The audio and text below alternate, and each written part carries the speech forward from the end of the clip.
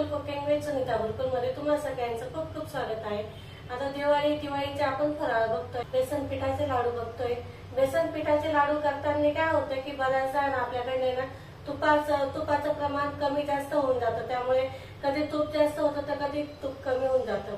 तर इथे काय करायचं काय नाही हे मी तुम्हाला सविस्तर सांगितलेलं आहे।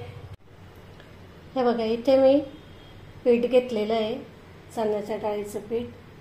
हे 8 कप पीठ आहे। आपल्याला 8 कपाला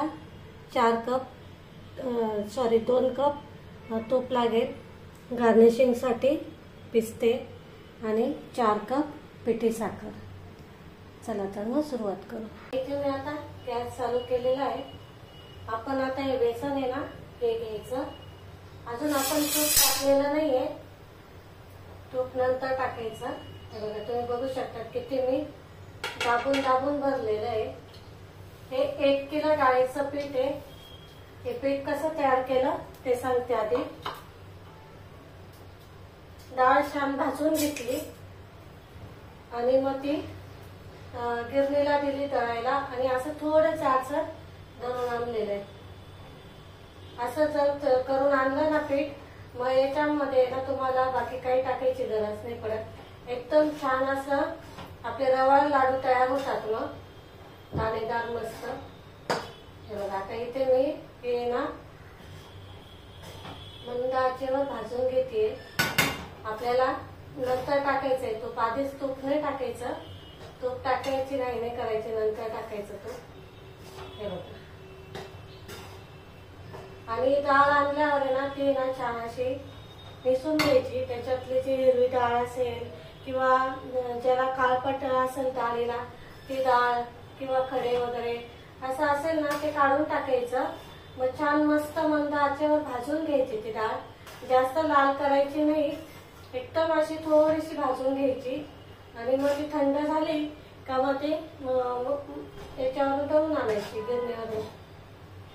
हे बघा, मी डाळ तशी दळून आणलेली आहे। माझ्याकडनं तो व्हिडिओ राहून गेला, पुढच्या वेळेस दाखवेल मी तुम्हाला।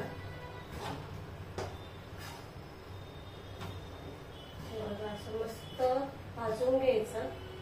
आधीच आपण डाळ भाजलेली असते त्यामुळे छान अजून तिला चव येते, मस्त चव येते आणि हलकं मस्त पीठ तयार होतं। मग फक्त दळून आणताना लक्षात घ्यायचं की आपल्याला बारीक न दळता थोडं रवाळ दळून आणायचं, म्हणजे मग आपले लाडू मस्त असे दाणेदार तयार होतात। मग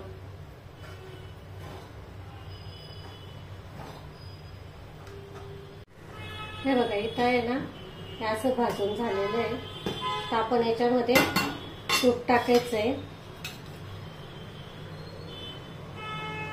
लागेल तसं टाकायचं आपल्याला, तूप जास्त नाही घालायचं। 2 चमचे तूप घातलंय मी।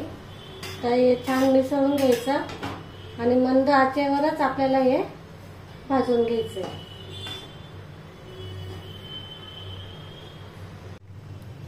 अजून आपल्याला 2 चमचे टाकायचंय। टोटल किती झाले? 4 चमचे तूप टाकलं आपण। मस्त असं दाणेदार झालेलं आहे बघा। अजून हे व्हायचं, अजून भाजायचंय, ते कच्चं आहे थोडं। असंच मी गाठोडा मोडत मोडत छान असं भाजून घ्यायचं, म्हणजे मग काय होतं की या गाठी राहत नाही आणि आपलं मस्त छान असं बनून तयार होतं। हे पीठ एकदम मस्त रवाळ होतं। एकदम तूप टाकायचं नाही, एकदम जर टाकलं तर मग ते एकदम हे होतं, हलवलं जात नाही, जड जातं आणि पीठ पण छान मग असं भाजलं जात नाही। म्हणून मग इथे आहे ना असं थोडं थोडं तूप टाकून पीठ भाजून घ्यायचं। हे बघा, असं छान गाठोड्या ह्याच्या ज्या गाठी आहेत ना त्या मोडून घ्यायच्या।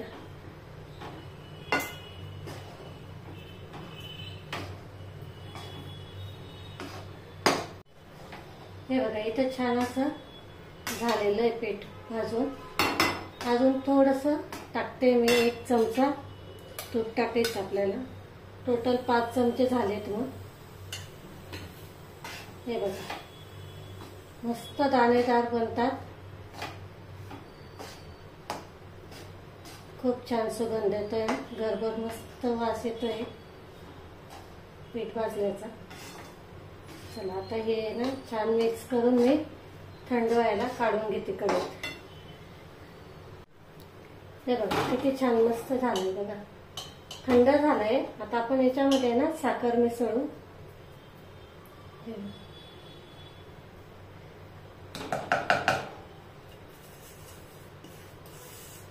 सगळी साखर घालायची.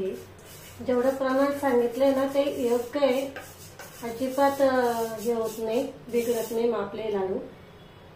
तर हे छान असं मिक्स करून घ्यायचंय.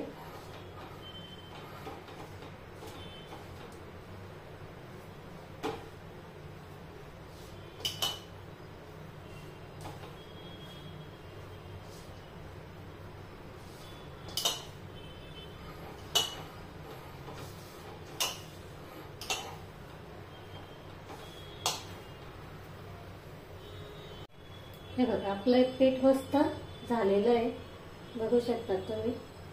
जर तुम्हाला जर इथं वाटलं ना खूपच कोरडं आहे तर मग एखादा 2 चमचा तूप गरम करून असं मिक्स करू शकता तुम्ही. आपल्याला सगळं तूप एवढं उरलेलं आहे, एवढ्या तुपामधून. हे बघा 1-2 चमचा उरलेला आहे, फक्त 1 ते 1.5 चमचा उरलेला आहे. तर इथे छान असं हातावर चोळून चोळून घ्यायचं.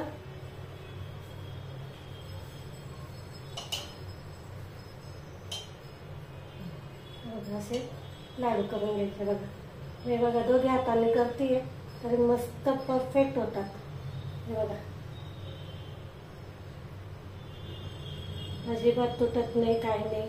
आणि हे लाडू आहेत ना जरा छोटेच असतात, मोठे नसतात बेसनाचे लाडू. हे बघा छान झालेत. आता मी याला थोडंसं गार्निशिंग करणार आहे, पिस्त्याचे कापणी.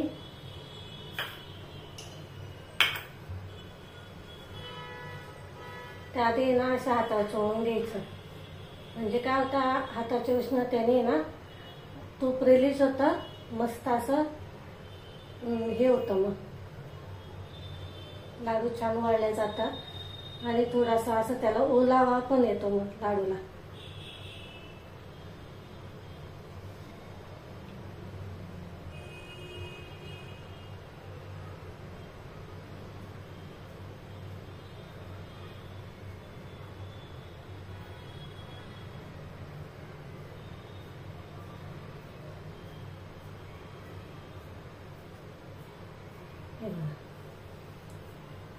मस्त गोलगरी करीत झालेले ते लाडू. हे बघा. चला मी आता याच पद्धतीने सगळे करून घेते. बघा इथे आपले मस्त लाडू बनवून तयार झालेले, ते बघू शकतात. कलर बघा किती छान आलेला आहे. हे बघा मी तुम्हाला ना एक तोडून पण दाखवते. हे बघा मस्त झालेले आपले लाडू बनवून तयार झालेले आहेत.